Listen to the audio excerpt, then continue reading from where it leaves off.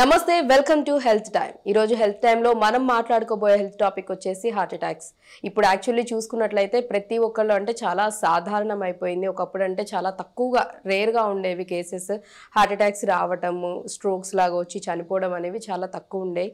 But ఇప్పుడు చూసుకున్నట్లయితే almost 60 to 70% people వరకు కూడా ప్రతి ఒక్కళ్ళు కూడా హార్ట్ అటాక్స్ రావటం, లేదంటే హార్ట్ రిలేటెడ్ ఇష్యూస్తో సఫర్ అవడం అనేది జరుగుతూ ఉంది. అండ్ ఎర్లీ ఏజెస్లో అంటే చాలా చిన్న వయసులో వాళ్ళకు కూడా ఇవి రావడం అనేది జరుగుతుంది.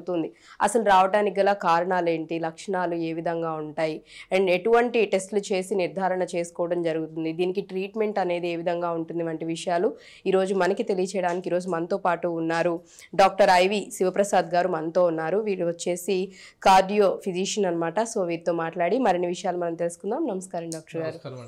సో ఇప్పుడు మనం చూసుకున్నట్లయితే చాలా వరకు అంటే ఎక్కువగా హార్ట్ అటాక్స్ రావటం కూడా ఫస్ట్ అటెంప్ట్లోనే, అంటే ఫస్ట్ టైం స్ట్రోక్ వచ్చినప్పుడే చనిపోవడం అనేది కూడా చాలా మందిలో చూస్తున్నాం. అండ్ దట్టు కూడా చిన్న ఏజ్ వాళ్ళలో కూడా చూస్తున్నాం. అసలు ఫస్ట్ థింగ్ రావడానికి గల రీజన్స్, కారణాలు ఏంటంటారు?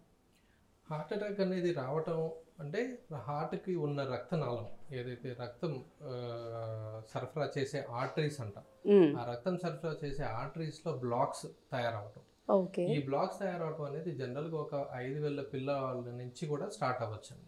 5,000 పిల్లవాళ్ళ నుంచి ఒకప్పుడు మనకి పాతకాలంలో ఎలా ఉండేది అంటే మన లైఫ్ స్టైల్ యాక్టివిటీస్ కానీ, అంటే ఈ ఎవరికైనా కానీ ఒక ఫిజికల్ యాక్టివిటీ కానీ, ఎక్సర్సైజ్ కానీ, లేకపోతే వాళ్ళు తినే తిండిలో కానీ, ఆహార పదార్థాలు ఇవన్నిట్లో కానీ ఒక సిస్టమేటిక్గా ఉండేది. ఫిజికల్ యాక్టివిటీ రెగ్యులర్గా డెఫినెట్గా అందరికీ ఉండేది. ఇప్పుడు మన రోజుల్లోనే మనం అనుకున్నా కూడా స్కూల్లోకి కిలోమీటర్లు నడిచి ఇవాళ రోజుల్లో అలాంటి ఇది ఆస్కారము లేదు, వాళ్ళు ఇష్టపడట్లేదు.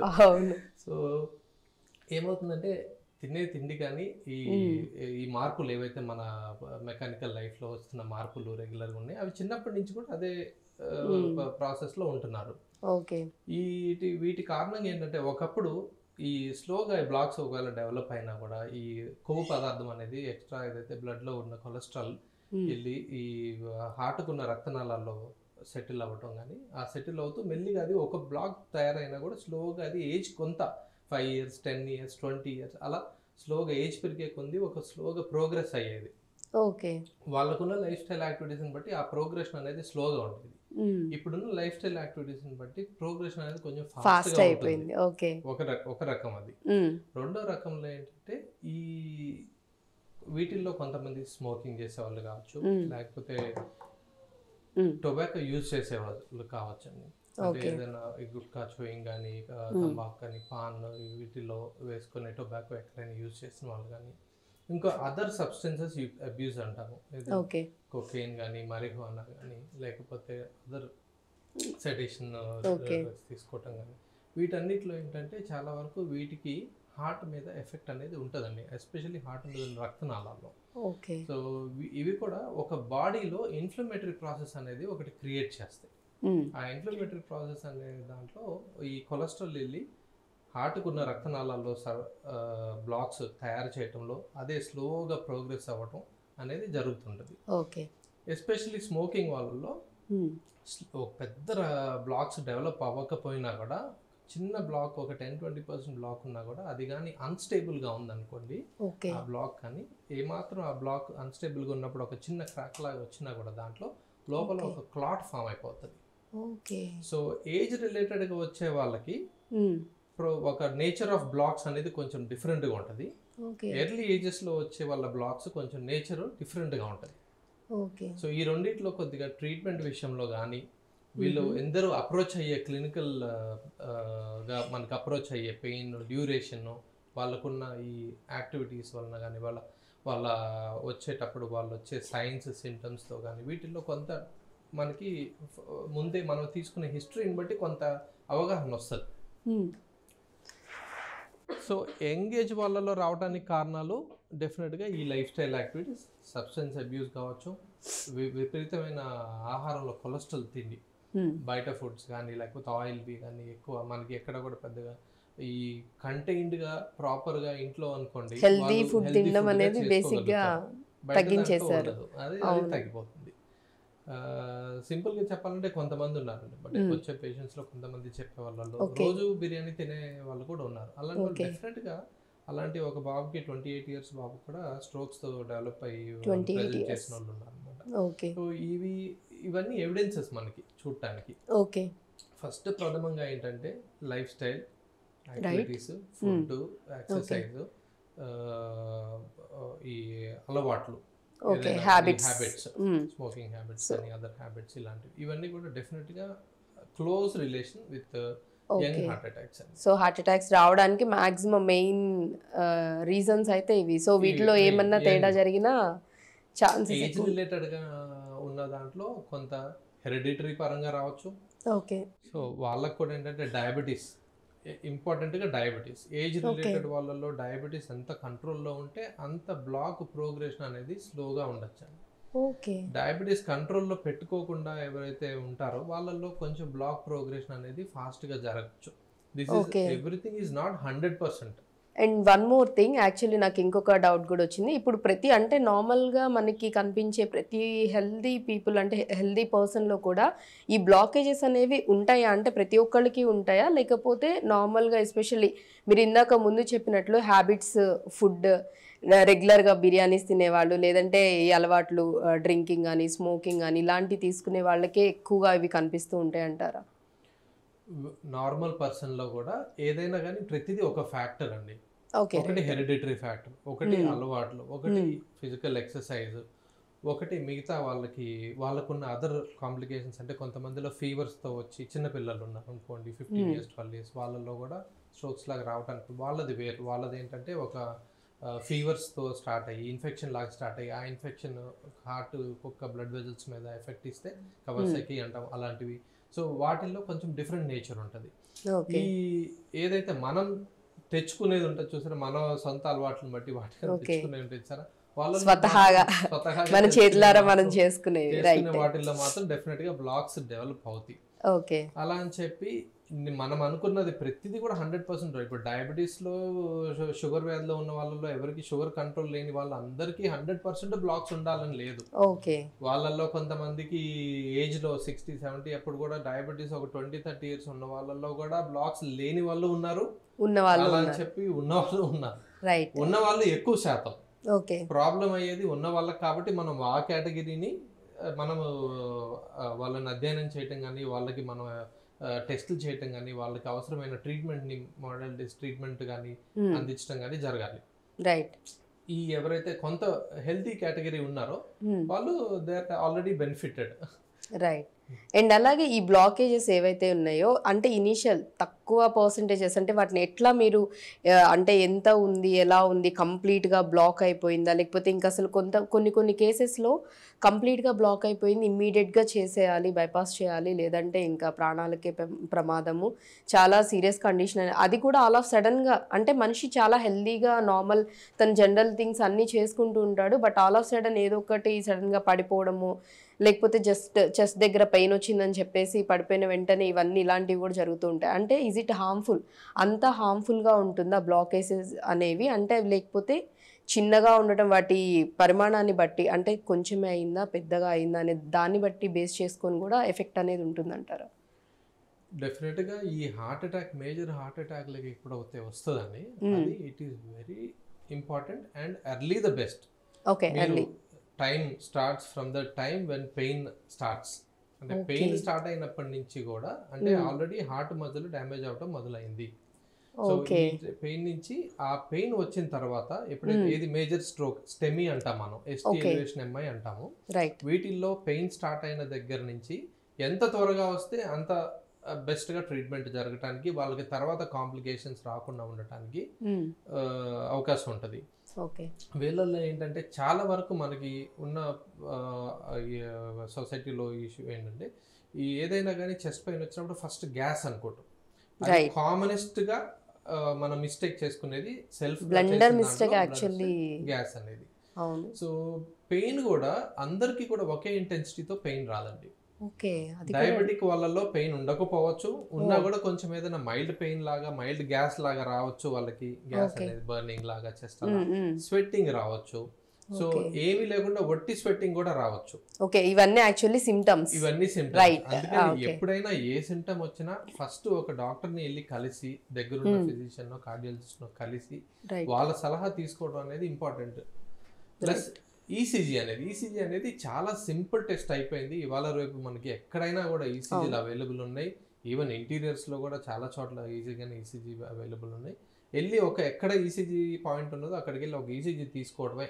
ఆ తీసుకున్న తర్వాత ఆ ఈసీజీని ఎవరికి వాట్సాప్ లో పంపినా, ఏ డాక్టర్ ఏ మెడికల్ పంపించినా వాళ్ళు ఇమీడియట్ గా మీకు ఇది ఎమర్జెన్సీ కాదా అని చెప్పగలుగుతారు. రైట్.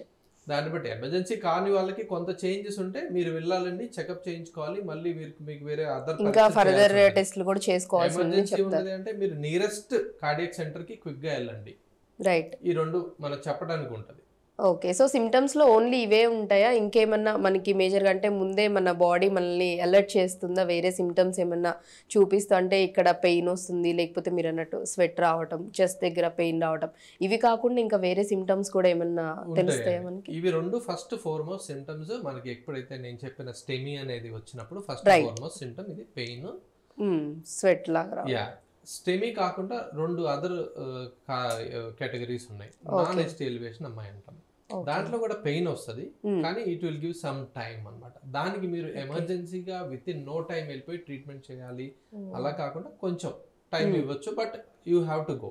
అది కూడా విత్ ఇన్ ఎంత అర్లీగా ట్రీట్మెంట్ తీసుకుంటే అంత మంచిది. ఎందుకంటే ఈ నాన్ ఎస్టీ ఎలివేషన్ అమ్మాయి తర్వాత స్టెమీగా డెవలప్ అవ్వచ్చు.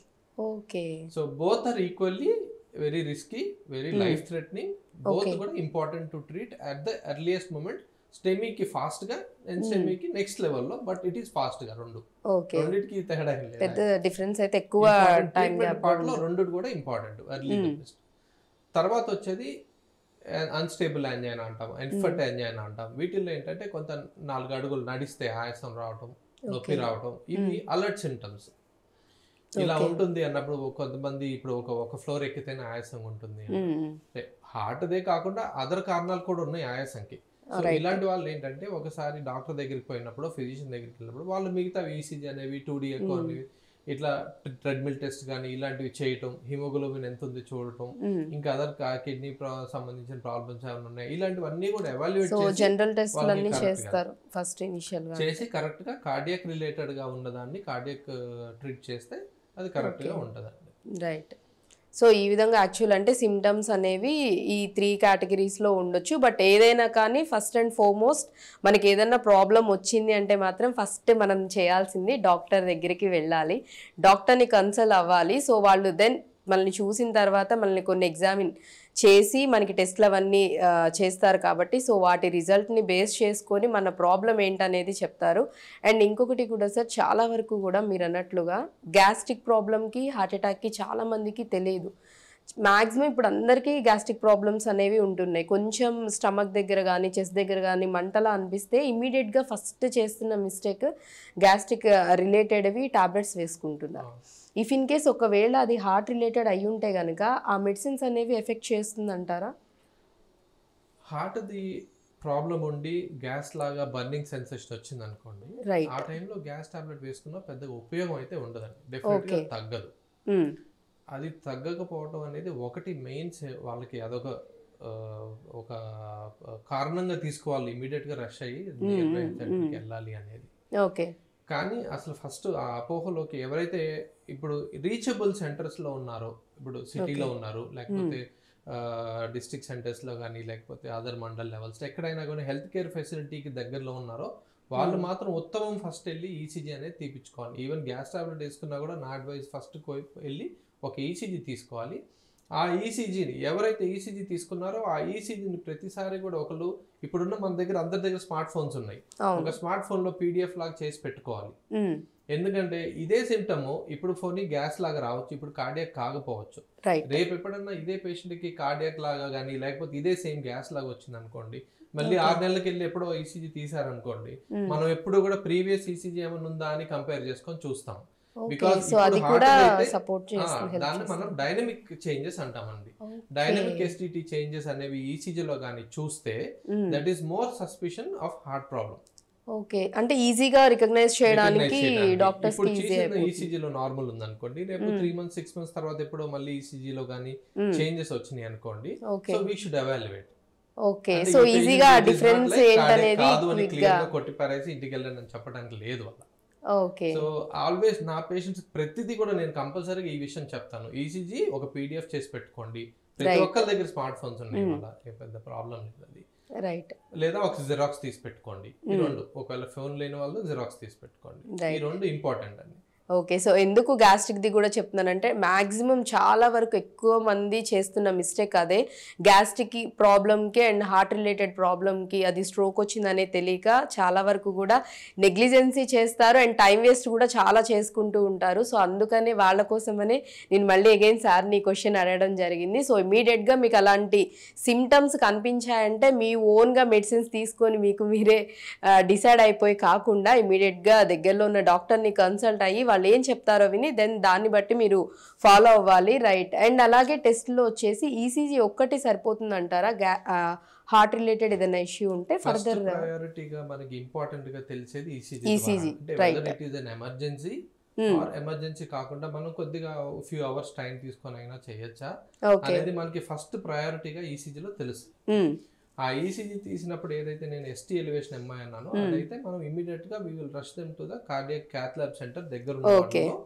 క్యాత్ ల్యాబ్ లేదు, హార్ట్ సెంటర్ కాదు అన్నప్పుడు మనం ఈ కొంచెం మనం ఆ క్లాట్ కరిగే ఇంజెక్షన్ ఉంటాయి, ఆ ఇంజెక్షన్ ఇవ్వగలుగుతాయి. ఇవాళ మనకి గవర్నమెంట్ సెంటర్స్, గవర్నమెంట్ హాస్పిటల్స్ లో కూడా available. They are very costly, some 40,000-50,000 అలా కాస్ట్లీ ఉన్నా కూడా they are available in government hospital. That is really remarkable change in Indian health care system, what I can tell. So ఆ affordability అదంతా పెంచి public ఆ facility ఉంది కాబట్టి they should utilise అండి. అందుకనే ఏ మాత్రం ఇట్లా ఉన్నాయి. ఎందుకంటే ఇప్పుడు సింపుల్ అండి, గ్యాస్ అనుకోండి ప్రాణ నష్టం జరగదు కదా, హార్ట్ అనుకోండి ప్రాణ నష్టం జరగదు. ఈ రెండే డిఫరెన్సెస్. గ్యాస్ అనుకొని దాన్ని అపోకపోయి గ్యాస్ టాబ్లెట్ వేసుకొని దాని టైం కన్నా ఈ ఒక్కటి తెలుసుకుంటే సరిపోతుంది. ఈసీజీ ఎంత పెద్ద కాస్ట్ ఎఫెక్టివ్, పెద్ద ఇబ్బంది ఏముండదు, అవైలబుల్ ఉంటుంది.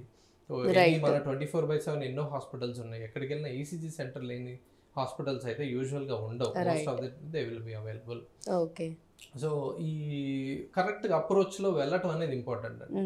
అన్నిటికన్నా వీళ్ళు ఎక్కడ ఇబ్బంది పడుతుంది అంటే, ఒకసారి మనకి ప్రాబ్లం వచ్చిన తర్వాత ఒక చెస్ట్ గ్యాస్ లాగా వచ్చింది అనుకోండి, అరే ఇప్పుడు పోయి డాక్టర్ దగ్గరికి ఎందుకులే, ఇప్పుడు వెళ్ళి అవి చేయటం ఎందుకులే, ఇవి చేయటం ఎందుకులే అనే ఒక రెసిస్టెన్స్, నెగ్లిజెన్సీ చాలా కొన్ని సార్లు నెగ్లెక్ట్ చేస్తారు.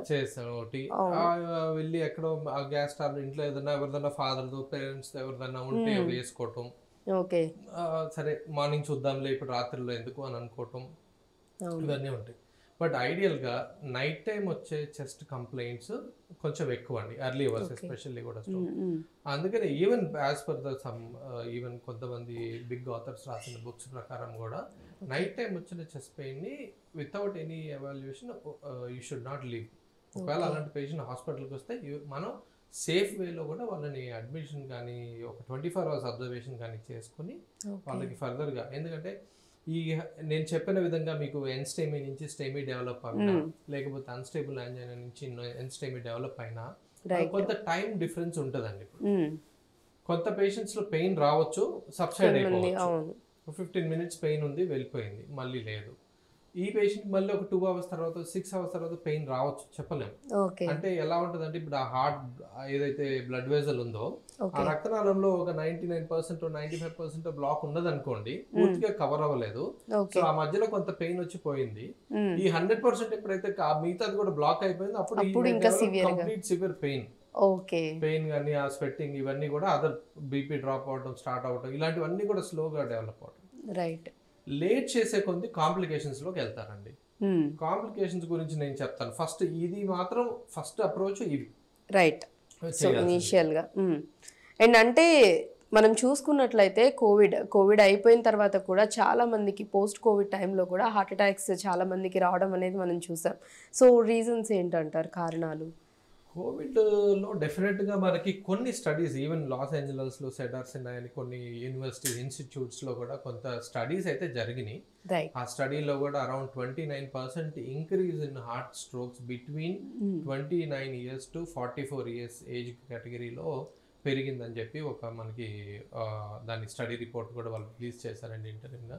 ఓకే. సో అలాగే 44 to 60 years మధ్యలో వాళ్ళకు కూడా ఒక 16 to 19% వాళ్ళకి రైజ్ ఇన్ హార్ట్ స్ట్రోక్స్ అయ్యిందని చెప్పి అది కూడా స్టడీ ప్రకారం.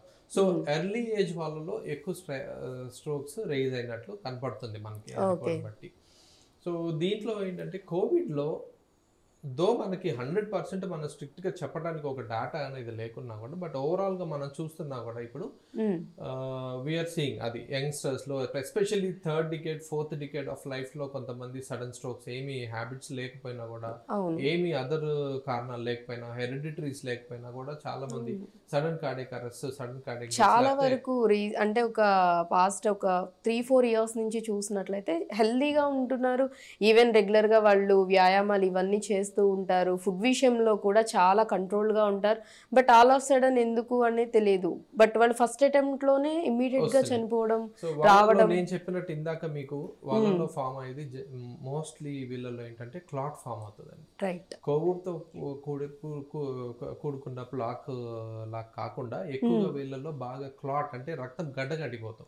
ఓకే. సో ఫ్యాట్ వల్ల కాకుండా ఓన్లీ బ్లడ్ క్లాట్ అయిపోతుంది. ఫ్యాట్ అది ఉంటది, చిన్న బ్లాకేజ్ ఉన్నది, అది కంప్లీట్ గా బ్లాక్ ఉండాల్సిన అవసరం లేదు. Even small blocks with fat ఉన్నా కూడా అది చిన్న ఏమైనా క్రాక్ రప్చర్స్ అట్లా అన్స్టేబుల్ ప్లాక్ అంటాము, అలాంటి వాటిల్లో మాత్రం కానీ ఉన్నా అవి పెద్ద క్లాట్ లాగా ఫామ్ అవ్వచ్చు. సో అది జరిగిన వాళ్ళలో ఎస్పెషల్లీ ఈ స్మోకర్స్ వీళ్ళలో కూడా అంతకుముందు వాళ్ళలో యంగ్ ఏజ్ స్మోకర్స్ లో కూడా ఇలా హార్ట్ స్ట్రోక్స్ వచ్చింది దీనికి కారణంగానే. ఓకే.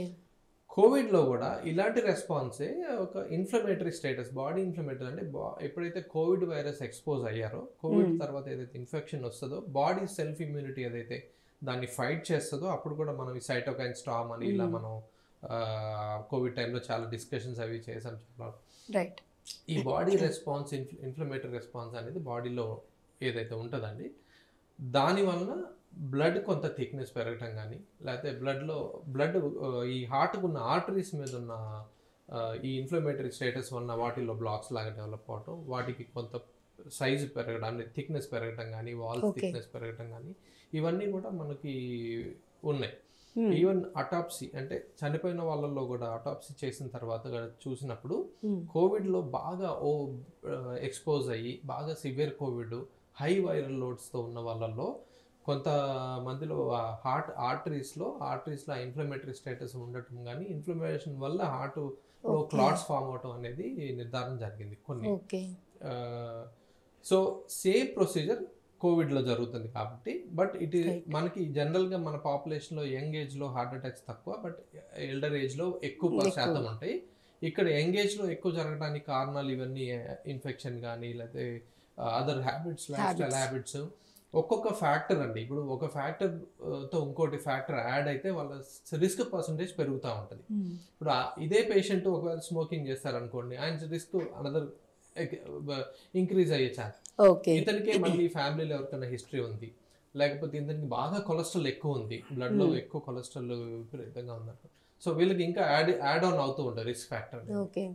అండ్ అలాగే ప్రతి చెస్ట్ పెయిన్ కూడా హార్ట్ అటాక్ అవుతుంది అంటారా? అంటే ఈవెన్ హార్ట్ రిలేటెడ్ పెయిన్స్ అవుతాయి అంటారు. ఇది కూడా ఒకటి మనం అనుకోవాల్సిన యాక్చువల్లీ గుడ్ క్వశ్చన్ ఇది. మనకి పోస్ట్ కోవిడ్ ఎప్పుడైతే ఈ సర్జ్ ఉన్నదో, జనరల్ ఏదైతే మీడియా కానీ మీరు అందరు అవేర్నెస్ బాగా తెస్తున్నారు, డాక్టర్స్ కానీ హాస్పిటల్స్ హెల్త్ కేర్ సిస్టంలో అందరూ కూడా చాలా అవేర్నెస్ తెస్తున్నందువలన చాలా మంది పేషెంట్స్ హార్ట్ పెయిన్ కాకపోయినా కూడా మజిల్ పెయిన్ కానివ్వండి, గ్యాస్ట్రిక్ కానీ వాళ్ళు టర్న్ అవుతున్నారు, వచ్చున్నారు, చూపించుకుంటున్నారు, అన్ని ప్రాపర్ గా వాళ్ళు కొద్దిగా ఎవాల్యుయేట్ చేసుకుని వాళ్ళే అడుగుతున్నారు, సార్ ఇప్పుడు ఈ ఏజ్ లో కూడా వస్తున్నాయి కదా, మాదైతే అది కాదు కదా అనే ఉద్దేశంతో వాళ్ళు అడగటం చాలా సంతోషం. రియల్ గా వాళ్ళు అంటే జనరల్ అవేర్నెస్ అయితే బాగా వచ్చింది, చాలా వచ్చింది. అండ్ వాళ్ళు వచ్చి ఎవాల్యుయేట్ చేయించుకుంటారు. అన్ని చెస్ట్ పెయిన్స్ హార్ట్ పెయిన్స్ కాదండి. ఓకే. చెస్ట్ పెయిన్ వచ్చి ఆయాసం లాగా అనిపించడం, చాలా యాంగ్జైటీగా ఫీల్ అవడం, నాకేదో అయిపోతుంది అనే ఫీలింగ్ లో బాగా ఉండటం, స్వెట్ బాగా తడిసిపోవడం, ఏమైనా గిడ్డినెస్ లాగా రావటం, లేకపోతే హార్ట్ బీటింగ్ బాగా ఫాస్ట్గా వెళ్ళిపోవడం, ఇలాంటి లక్షణాలు ఉన్నప్పుడు మాత్రం డెఫినెట్గా it goes more heart side అనమాట. అందుకని అవి ఎర్లీగా చూపించుకోవాలి. అలా కాకుండా ఏదైనా ఇప్పుడు హ్యాండ్స్ పెయిన్స్ కానీ లేకపోతే మస్కులర్ పెయిన్స్, లేదా ఈ మధ్యనే జస్ట్ వెళ్ళి జిమ్ స్టార్ట్ చేశారు ఒక 5 రోజులు, మస్కులర్ పెయిన్స్ ఉంటాయి, మస్కులర్ ఫెటిగ్ ఉంటుంది. సో ఈ పెయిన్స్ ని మనం అర్థం చేసుకోగలం హార్ట్ కాదు అని. బట్ వాళ్ళకి వచ్చే పెయిన్ ఇక్కడ ఉంటది కాబట్టి చెస్ట్ అనుకొని వాళ్ళు ఈవెన్ గ్యాస్ట్రిక్ వి కూడా కొంచెం ఈ మజిల్స్ పార్ట్ లో ఇక్కడ చెస్ట్ దగ్గర వచ్చినప్పుడు కూడా చాలా మందికి అది ఏ పెయిన్ ఏంటో, ఎందుకన్నా మంచిది ముందు వెళ్ళి యాక్చువల్లీ డాక్టర్ ని కన్సల్ట్ అవుదామని ఆలోచించే వాళ్ళు కూడా చాలా మంది ఉన్నారు. అది మాత్రం మంచిదే యాక్చువల్గా.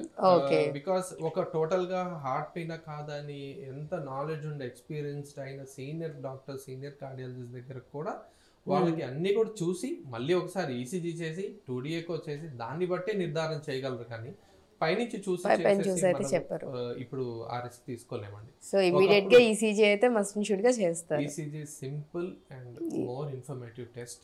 సో లైఫ్ సేవింగ్ అనుకోవాలి ఒక రకంగా. ఫస్ట్ కాంటాక్ట్ లో ఇట్ ఈస్ లైఫ్ సేవింగ్. ఎవరికైనా హార్ట్ అటాక్ వచ్చిన ముందు మీరు అన్నట్లు బైపాస్ ఎమర్జెన్సీగా చేయాలన్నా, ఎమర్జెన్సీగా స్టెంట్ వేయాలన్నా, ఎమర్జెన్సీగా రక్తం కరిగే ఇంజెక్షన్ ఇవ్వాలన్నా అన్నిటికీ ముందు తీయాల్సింది ఫస్ట్ ఈసీజీ. ఓకే, సో దాన్ని అంటే దానిలోనే తెలిసిపోతుంది మొత్తం మంది అంటే ప్రాబ్లం ఏంటనేది క్లియర్ గా తెలుస్తుందండి. Emergency, non emergency, life saving కి ఇతను ఫర్దర్ గా మనం ఏం చేయాలి, ఇతనికి ఫర్దర్ గా ఎవాల్యుయేట్ చేయాలా, అయితే అవసరం లేదు ఇది లుకింగ్ లైక్ నార్మల్, లేకపోతే ఇప్పుడు ఎమర్జెన్సీగా ఇతనికి ఏమైనా ట్రీట్మెంట్ చేయాలా అనేది అట్లీస్ట్ మోస్ట్ ఆఫ్ ద, అంటే 100% కాకపోతే but it will give most of the information for a first medical contact doctor. Okay, and అలాగే బాగా ఓవర్ వెయిట్, ఎక్కువ వెయిట్ ఉన్న వాళ్ళు, ఒబేసిటీ ఉన్న వాళ్ళు, అండ్ అలాగే బీపీ హై బీపీ కానీ లో బీపీ కానీ ఉన్న వాళ్ళకు కూడా చాలా వరకు కూడా ఎక్కువ ఛాన్సెస్ ఉంటాయని అంటూ ఉంటారు. హార్ట్ అటాక్ కానీ లేకపోతే హార్ట్ రిలేటెడ్ ఇష్యూస్ రావడానికి పాసిబిలిటీస్ ఎక్కువ ఉంటాయంటారు. సో అంటే నిజమేనా, ఛాన్సెస్ ఎక్కువగానే ఉంటాయంటారా? ఎలాగైతే డయాబెటీస్ గురించి మనం అనుకున్నామో, షుగర్ వ్యాధి ఎక్కువ హార్ట్ అటాక్స్ వచ్చే అవకాశం ఉందని అనుకున్నాము, అలాగే హైపర్ టెన్షన్ కూడా ఒక రిస్క్ ఫ్యాక్టర్. ఓకే, అలాగే బాగా ఒబేసిటీ ఉన్న వాళ్ళలో కూడా, ఒబేసిటీ ఉన్న వాళ్ళందరిలో హార్ట్ బ్లాక్స్ ఉండాలని లేదండి. కానీ ఒబేసిటీ ఉన్న వాళ్ళలో ఏంటంటే జనరల్ గా వాళ్ళలో ఎక్కువ శాతం హార్ట్ బ్లాక్స్ ఉండే అవకాశం ఉంది. ఎందుకంటే వాళ్ళు ఎక్కువగా మొబిలిటీ ఉండదు, వాళ్ళకి ఏమన్నా ముందు అలార్మింగ్ సైన్స్ కూడా తక్కువగా ఉంటాయి. ఇప్పుడు కాళ్ళ నొప్పులు ఉంటాయి, మోకాళ్ళ నొప్పులు ఉన్నాయి అనుకోండి, వాళ్ళు ఎక్కువగా తిరగలేరు కదా. ఆ హార్ట్ సైన్స్ అనేవి ఎప్పుడు తెలుస్తాయి, క్రానిక్ గా స్లోగా డెవలప్ అయ్యే బ్లాక్స్. వీళ్ళు బాగా నడుచుకెళ్ళినప్పుడు ఒక ఫ్లోర్ 2 ఫ్లోర్లు ఎక్కగలిగినప్పుడు ఆయాసంగా రావడం, లేకపోతే ఇక్కడ పట్టడం, ఇట్లాంటివి వస్తే వాళ్ళకి అలార్మింగ్ సైన్స్ అవన్నీ ముందుగా తెలియటానికి. ఈ ఎక్కువగా తిరగలేని వాళ్ళు, బెడ్ రిడన్ పేషెంట్స్, వీళ్ళలో జనరల్ గా సడన్ గా వచ్చిందే మనకు తెలియచ్చు అనమాట. Okay, right. అండ్ అలాగే ఫైనల్ గా హార్ట్ అటాక్స్ అంటే ఇనీషియల్ ఒకవేళ సిమ్టమ్స్ తెలిసినప్పుడు ఫస్ట్ స్టెప్ చేయాల్సింది ఏంటి, అండ్ దీనికి ట్రీట్మెంట్ కూడా ఏ విధంగా ఉంటుంది? ఎందుకంటే చాలా వరకు కూడా కొంచెం ఆ పెయిన్, చెస్ట్లో పెయిన్ వచ్చిందంటే ఫస్ట్ భయపడిపోతూ ఉంటారు. సో ఇనీషియల్గా ఫస్ట్ స్టెప్ వాళ్ళు పేషెంట్స్ మీ వరకు అప్రోచ్ అయ్యేలోపు ఏ విధంగా ఉండాలనేది ఫస్ట్ క్వశ్చన్. అండ్ నెక్స్ట్ వచ్చేసి ట్రీట్మెంట్స్ ఏ విధంగా ఉన్నాయి ఇప్పుడు ఎట్ ప్రెసెంట్ దీనికి హార్ట్కి రిలేటెడ్ సంబంధించి? ఫస్ట్ మీరు అడిగిన క్వశ్చన్ గురించి అయితే ఇమ్మీడియట్ గా ఇంట్లో ఇప్పుడు జనరల్ పబ్లిక్ లో కూడా ఫ్రమ్ ది స్కూల్స్ ఉన్న బుక్స్ తో సహా వాళ్ళకి బేసిక్ లైఫ్ సపోర్ట్ అనేది నేర్పించాలండి. చాలా అవసరం ఇప్పుడు మనకి బేసిక్ లైఫ్ సపోర్ట్ అనేది. అంటే ఈవెన్ ఇంట్లో ఉన్న చిన్న పిల్లోడు కూడా సిపిఆర్ చేసే అవకాశం ఉంది, చేయగలగాలి, వాళ్ళకి ఆ నాలెడ్జ్ ఇవ్వాలి. రైట్, దేర్ వర్ ఇన్సిడెన్సెస్ మనం అప్పుడప్పుడు చూస్తుంటే, అవును, చాలా మంది ఈవెన్ పోలీస్, ట్రాఫిక్ పోలీసులు కూడా డన్ వెరీ గుడ్ జాబ్. ఎందుకంటే చాలా మంది పోలీసు, ఒకళ్ళిద్దరు కాదు, we have seen so many. అట్లాగే ఇప్పుడు మా దగ్గరకు వస్తున్న పేషెంట్స్ లో కూడా కొంతమందిలో వి డోంట్ రియల్లీ సర్ప్రైజింగ్ ఏంటంటే వాళ్ళు ఒక లేబర్ గా ఉన్న అతను కానివ్వండి, లేకపోతే చదువుకున్న వాళ్ళు కానీ, వాళ్ళు కూడా ఆ పక్కన ఉన్న వాళ్ళు ఇమీడియట్ గా మేము కొంచెం కార్డియాక్ కంప్రెషన్ ఇచ్చాం సార్ అని చెప్తుంటారు. ఇలా పడిపోయారని పడిపోగానే మేము ఇచ్చి తర్వాత లేసారి తీసుకొచ్చామని చెప్తాం.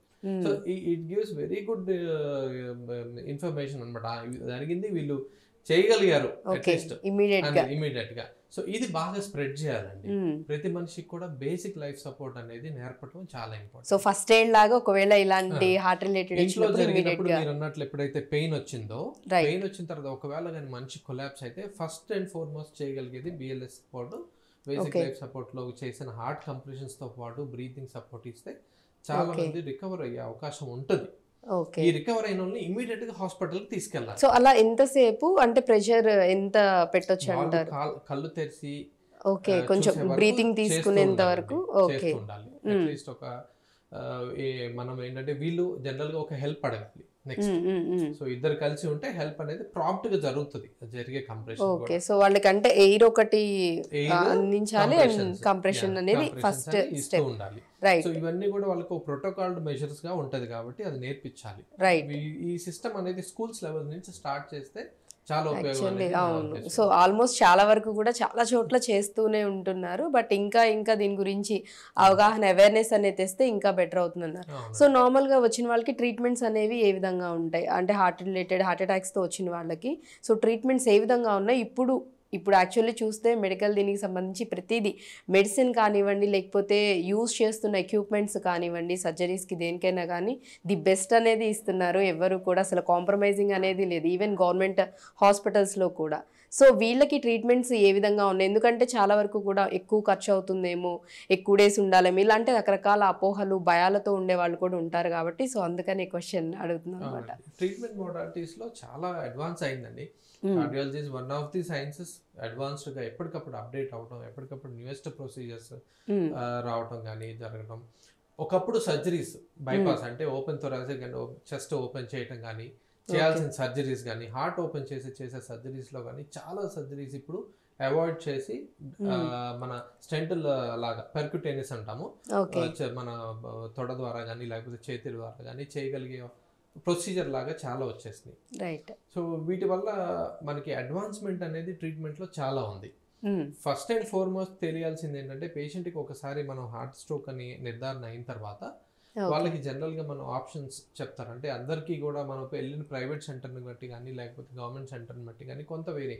కొంతమంది ప్రైవేట్ సెంటర్కి వెళ్ళిన వాళ్ళు ఇమీడియట్ గా ఇన్సూరెన్స్ అవి ఉన్నాయి, బాగానే అంత ఫెసిలిటీ ఉంటే స్ట్రైట్ అవే అన్ని జరిగిపోతాయి. సో ఎవరైనా వీళ్ళకి హార్ట్ అటాక్ వచ్చిన వాళ్ళకి వాళ్ళ కొంతమంది అన్ని రెడీ ఉంటాయి, కానీ వాళ్ళ ఫ్యామిలీ డెసిషన్ ఎవరైనా ఇవ్వాలి, పెద్దవ ఎవరో రావాలి, ఆయన వచ్చి చెప్పాలి, ఇవన్నీ టైం వేస్ట్ అయిపోతుంది అనమాట. ఈ తప్పు జరగకూడదు. యాక్చువల్లీ ఎవరైనా హార్ట్ అటాక్ వచ్చి ఒక డాక్టర్ చూసిన తర్వాత ఇది మేజర్ హార్ట్ అటాక్ ఇమీడియట్ గా చేయాలి అన్నప్పుడు ఎవరైనా కూడా అలా తీసుకోవాలనుకున్నా కూడా ఫోన్లో డెసిషన్ తీసుకొని చేయగలగాలి, కానీ వాళ్ళు డాక్టర్ ని రిస్ట్రిక్ట్ చేయకూడదు. ఎక్కువ టైం వేస్ట్ చేయొద్దు, ఎక్కువ టైం తీసుకోవద్దు అని చెప్తున్నారు. డెసిషన్ మేకింగ్ అనేది ఇమీడియట్ గా ఉండాలి. ఓకే, సో దానివల్ల లైఫ్ సేవ్ చేయడానికి పాసిబిలిటీస్ అనేవి ఎక్కువ ఛాన్సెస్ ఉంటాయి. కాంప్లికేషన్స్ కి వెళ్ళకుండా కొంచెం అర్లీగా ట్రీట్మెంట్ అయినప్పుడు అర్లీగా బయటపడటానికి కూడా ఉంటుంది. కాంప్లికేషన్స్ అనేవి ఏంటంటే కార్డియాక్ షాక్ అంటాము, హార్ట్ ఫెయిల్యూర్, హార్ట్ బాగా ఉబ్బిపోవడం, హార్ట్ సైజ్ పెరిగిపోవడం, ఆయాసం రావడం, ఊపిరితిత్తులో హార్ట్ పంపింగ్ చేయలేక, ఒక పంప్ ఆర్గన్ హార్ట్ అనేది ఒక పంప్ ఆర్గన్, ఆ పంపింగ్ చేయలేనప్పుడు ఊపిరితిత్తులో నీరు చేరడం, కడుపులో నీరు చేరడం, కాళ్ళల్లో వాపులు రావడం, బాడీ స్వెల్లింగ్ రావడం కానీ ఇవన్నీ షాక్ లాంటి అన్ని ఆర్గన్స్. ఇప్పుడు కిడ్నీకి వెళ్ళే బ్లడ్ సప్లై తగ్గిపోతుంది, బ్రెయిన్ కి వెళ్ళే ఆక్సిజన్ సప్లై అలాగే తగ్గిపోతుంది. ఇవన్నీ ప్రతి ఆర్గన్ మీద ఎఫెక్ట్ అనేది ఉంటుంది, లివర్ కానీ అన్నిటికీ కూడా ఎఫెక్ట్ అనేది ఉంటుందండి. ఇవన్నీ స్లో ప్రాసెస్. రైట్. సో ఇవన్నీ జరిగే కాంప్లికేషన్స్ వరకు వెయిట్ చేయకుండా అర్లీ ద బెస్ట్ అనేది చెప్పేది. అందుకే ఫస్ట్ కాంటాక్ట్ ఇమీడియట్ అండ్ అర్లీగా ట్రీట్మెంట్ జరిగితే ఈ కాంప్లికేషన్స్ లోకి వెళ్ళకుండా ఉంటారు అనేది. రైట్. సో అంటే మనం థ్రాంబోలైసిస్ అని ఉంది. థ్రాంబోలైసిస్ అంటే మనం ఆ బ్లడ్ క్లాట్ ని కరిగించడానికి ఇచ్చే ఇంజెక్షన్, అది ఒక మోడాలిటీ. సో రెండోది ఎమర్జెన్సీ ప్రైమరీ యాంజియోప్లాస్టీ అంట. ఎమర్జెన్సీ ప్రైమరీ యాంజియోప్లాస్టీలో ఒక యాంజియోగ్రామ్ లాగా చేస్తూ ఈ యాంజియోగ్రామ్ తో పాటు ఇమీడియట్ గా ఇన్ కేస్ అక్కడ బ్లాక్ ఉంటే, జనరల్ గా బ్లాక్ ఉంటేనే ఆ హార్ట్ అటాక్ అనేది డెవలప్ అవుతుంది. So most of the times ఆ బ్లాక్ ఉంటుంది కాబట్టి జనరల్ గా దాన్ని ఇమీడియట్ గా అడ్రస్ చేయాలి. ఇమీడియట్ గా అడ్రస్ చేయడం అంటే బ్లాక్ ని క్లీన్ చేయడం, ఆ స్టంట్ ఒకవేళ క్లాట్ ఉంటే క్లాట్ ని ఆస్పిరేట్ చేయడం, కానీ ఆ స్టంట్ ప్లేస్ చేయడం, దాన్ని ఓపెన్ చేయడం, ఆ బ్లాక్ ని క్లియర్ చేయడం అనేది ఇంపార్టెంట్. రైట్. ఈ రెండు జరిగిన తర్వాత ఏదైనా బైపాస్ అనేది నెక్స్ట్ లెవెల్లో. ఒకవేళ ఈ క్లీన్ చేసి ఓపెన్ చేయడానికి లేవు, 3 బ్లాక్స్ కన్నా ఎక్కువ ఉన్నాయి, 3 కాదు ఇవాళ రోజులు 5 బ్లాక్స్ అని చేస్తున్నారు, కానీ that depends. This is the decision of a cardiologist on table. ఇది చేయాలా లేకపోతే ఇప్పుడు సర్వైవ్ చేసి ఇమీడియట్ గా కల్ప్రిట్ గా చేసి తర్వాత ట్రీట్మెంట్ బైపాస్ పంపాలా లేదా ఏంటి. తర్వాత డివైసెస్ చాలా ఉన్నాయండి, అడ్వాన్స్డ్ డివైసెస్. IABP అంటాం, ఇంట్రాబయోటిక్ బలూన్ పంపింగ్. ఆ బలూన్ పంపింగ్ అనేది కొంత హార్ట్ కి రిలాక్సేషన్ ఇస్తుంది అనమాట. అంటే కొంతవరకు హార్ట్ మీద లోడ్ అనేది కొంత తగ్గుతుంది. రైట్. అలాగకుండా హార్ట్ ఎల్వాట్స్, చాలా వెంట్రుకల్ అసిస్టెడ్ డివైసెస్ సో అంటే సో మెనీ చాలా వరకు యాక్చువల్లీ అడ్వాన్స్డ్ గా డివైసెస్ మీద వచ్చినాయి. ఇవన్నీ cost effective definitely. Okay. So ఎవరైతే కాస్ట్ ఇష్యూలో ఇన్సూరెన్సెస్ ఇవన్నీ బాగానే అప్లై వాళ్ళకి జనరల్ గా ప్రాబ్లం. ఓకే, అంటే ఫినాన్షియల్ గా ఒకవేళ ఇబ్బంది లేదు, హెల్త్ ఇన్సూరెన్సెస్ అవన్నీ ఉన్న వాళ్ళకి అయితే డెసిషన్ మేకింగ్ కూడా క్విక్ గా తీసుకోండి. సో దానివల్ల ఏంటంటే ఎక్కువ లైఫ్ సేవింగ్ కి ఎక్కువ పాసిబిలిటీస్ ఉంటాయి అంటున్నారు. లేదంటే ఈవెన్ గవర్నమెంట్ వాటిల్లో కూడా ప్రాసెసింగ్ కి టైం పట్టినా కానీ బట్ ట్రీట్మెంట్ అవన్నీ చేయడానికి కూడా ది బెస్ట్ అక్కడ కూడా అన్నీ ఉన్నాయని చెప్తూ ఉన్నారు. రైట్. అండ్ ఫైనల్ గా వచ్చేసి హ్యాబిట్స్ మనం ఏదైతే ఇనిషియల్లో చెప్పుకున్నామో ఇవన్నీ కూడా ఎఫెక్ట్ చేస్తాయని. సో ఒకవేళ అంటే రాకుండా ఉండడానికి కానివ్వండి, లేకపోతే ఒకవేళ వచ్చిన వాళ్ళు ట్రీట్మెంట్స్ ఇవన్నీ తీసుకున్న వాళ్ళు కూడా వాళ్ళ లైఫ్ స్టైల్ ఏ విధంగా ఉండాలంటారు? అది ఫుడ్ అయినా ఇంకా అదర్ హ్యాబిట్స్ వాటి విషయానికి వచ్చిన దీంట్లో మనకి సెల్ఫ్గా ఒక మీరు అడిగిన దానికి ఆల్రెడీ ఒక adult more than adult age గ్రూప్లో ఉన్న వాళ్ళకి ఆల్రెడీ వాళ్ళకి ఇప్పుడున్న నాలెడ్జ్ ప్రకారం, ఇప్పుడున్న బయట సోషల్ అవేర్నెస్ కానీ వీటి ప్రకారం ఆల్రెడీ వాళ్ళకి ఒక కేటగిరీ అంటే మా ఇంట్లో చాలా హార్ట్ అటాక్స్ ఉన్నాయి, నేను జాగ్రత్తగా ఉండాలి, సో నేను ముందు నుంచి చెక్ చేయించుకోవాలి అనేది ఒకటి. రెండోది ఏమీ లేకపోయినా కూడా నా లైఫ్ స్టైల్ బాగాలేదు, నేను తింటాను బయటే తింటాను, నేను ఇంట్లో సరిగ్గా తినను, నాకు స్మోకింగ్ అలవాటు ఉంది, నేను అన్ని రెగ్యులర్గా ఎక్సర్సైజ్ చేయను, నాకు వర్క్ స్ట్రెస్ ఎక్కువ ఉంది, నేను కూడా మధ్యలో చెకప్ చేయించుకుంటూ ఉండాలి, జాగ్రత్తగా ఉండాలి. రైట్. ఓకే. థర్డ్ది ఆల్రెడీ నాకు సిమ్టమ్స్ ఉన్నాయి, నేను ఎర్లీగా ట్రీట్మెంట్కి వెళ్ళాలి కానీ డిలే చేయకూడదు. సో ఈ అవేర్నెస్ అనేది ఎవరైతే వాళ్ళకి వచ్చి వాళ్ళ డెసిషన్ గా వాళ్ళంతటా వాళ్ళుగా వచ్చి ఓకే కరెక్ట్ గా పద్ధతిలో అప్రోచ్ అయ్యి ట్రీట్మెంట్ తీసుకొని యాక్సెప్ట్ చేస్తారో, మీకు ప్రాబ్లం ఉంది అని ఒక డాక్టర్ చెప్పినప్పుడు దాన్ని యాక్సెప్టెన్స్ కూడా ఇంపార్టెంట్. వాళ్ళు యాక్సెప్ట్ చేయగలిగి దానికి ఫర్దర్ గా చేయగలుగుతారో యూజువల్ గా వాళ్ళలో జనరల్ గా నష్టం జరగదండి. ఓకే. బికాస్ ఈ ఇయర్లీ వన్స్ హెల్త్ చెకప్ లేకపోతే 6 months ఒకసారి చేసే హెల్త్ చెకప్ లో కొద్ది గొప్ప మనకి డెఫినెట్ గా మనకు ఆ వేరియేషన్స్ కనపడతాయి. ఓకే. ఓకే. చాలా సడన్ గా ఇవన్నీ చేసుకుంటూ కూడా నార్మల్ సడన్ గా మీరు అన్నారు ఇందాక జిమ్ చేస్తుంటారు, అంత నార్మల్, చాలా హెవీ జిమ్ చేస్తూ ఉంటారు, సడన్ గా అవుతుంది. సో వాళ్ళల్లో మనకి కరెక్ట్ క్రైటీరియా తెలియదు. కరెక్ట్ దానిలో కొంతమంది స్మోకర్స్ ఉన్నారు, కొంతమంది సబ్స్టెన్స్ అబ్యూస్ వాళ్ళు ఉన్నారు, ఎస్పెషల్లీ కొంచెం అదర్ ఇండస్ట్రీస్ లో. సో అంటే వాళ్ళ పర్సనల్ లైఫ్ స్టైల్ ని బట్టి కూడా మేబీ ఛాన్సెస్ అనేవి ఉంటాయి అంటున్నారు. సో ఏదున్నా సరే ఫస్ట్ ఇంపార్టెంట్ ఏంటనేది ప్రివెంటివ్ హెల్త్ చెకప్ అనేది రెగ్యులర్ గా చేసుకోవడం అనేది చాలా ఇంపార్టెంట్ అండి. రైట్. సో డాక్టర్ గారు చెప్పినట్లుగా అంటే జనరల్ చెకప్స్ 6 months కానివ్వండి లేకపోతే 3 months ఒకసారి అనేవి జనరల్ చెకప్స్ అనేవి చేయించుకుంటూ ఉంటే సో వాటిలో కూడా మనకి ఏమైనా ప్రాబ్లమ్స్ ఉంటే తెలియడానికి ఛాన్సెస్ ఉంటాయని చెప్తున్నారు. At the same time life style కూడా మనం ఏ లైఫ్ స్టైల్ అనేది మనం రెగ్యులర్గా ఉంటున్నాం, ఫుడ్కి సంబంధించి కానివ్వండి, హ్యాబిట్స్కి సంబంధించి కానివ్వండి, అండ్ అలాగే వ్యాయామాలు ఇవన్నీ కూడా చాలా వరకు చేస్తున్నారు, అవేర్నెస్ చాలా వరకు వచ్చింది. ఇంకా ఎంతవరకు చేస్తున్నాం ఇవన్నీ కూడా మనం చూసుకొని దాన్ని బట్టి కనుక మనం ఒక ప్రాపర్ లైఫ్ స్టైల్లో వెళ్తూ ఉన్నట్లయితే అండ్ ఇవన్నీ జనరల్ చెకప్స్ ఇవన్నీ చేయించుకుంటూ వెళ్తూ ఉన్నట్లయితే పాసిబిలిటీస్ అనేవి చాలా తక్కువ ఉంటాయి హెల్త్ ఇష్యూస్ అనేవి రావడానికి. అండ్ ఫైనల్గా కూడా చెప్పేది ఏంటంటే ఒకవేళ హార్ట్ రిలేటెడ్ చెస్ట్ పెయిన్ కానివ్వండి లేకపోతే సిమ్టమ్స్ ఏమన్నా మీకు తెలిసినా ఇమ్మీడియట్గా మీరైతే డాక్టర్ని ఖచ్చితంగా అప్రోచ్ అవ్వండి, వెళ్ళండి, ఖచ్చితంగా చూపించుకొని టెస్టులు చేయించుకొని వాళ్ళు నిర్ధారించిన తర్వాత అప్పుడు మీరు డెసిషన్ మేకింగ్ అనేది తీసుకోండి. ఇది ఐ హోప్ ప్రతి ఒక్కరికి కూడా చాలా చాలా హెల్ప్ అవుతుంది అనుకుంటున్నాను. Before that thank you sir, thank you so much, చాలా చక్కగా ఎక్స్ప్లెయిన్ చేశారు. సో ఇదండి ఇవాల్టి హెల్త్ టాపిక్. మరో టాపిక్తో మళ్ళీ మీ ముందుంటాను. Keep watching I Dream news.